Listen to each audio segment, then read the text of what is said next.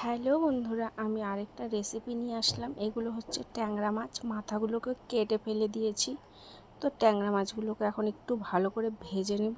ভেজে নিয়ে এটাতে মশলার মধ্যে লঙ্কা আর পেঁয়াজ দিয়ে আমি ট্যাংরা মাছের ঝাল করব। তো মাছগুলো আমার সুন্দর করে কড়া করে ভাজা হয়ে গেছে।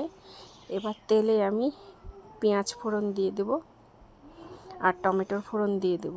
তো এটাকে ভালো করে লাল লাল করে ভেজে নিব। তারপর দিয়ে দিব মশলাগুলোকে ভালো করে নেড়ে চেড়ে কষিয়ে সামান্য একটু জল দিয়ে দেব।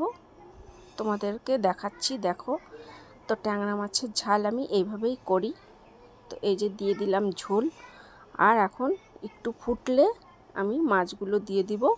মাছগুলো নেড়ে চেড়ে নামিয়ে নেব ট্যাংরা মাছের ঝাল। তো দেখো, এই যে ট্যাংরা মাছটা সুন্দর ফুটছে। তো এবার নামিয়ে নেব।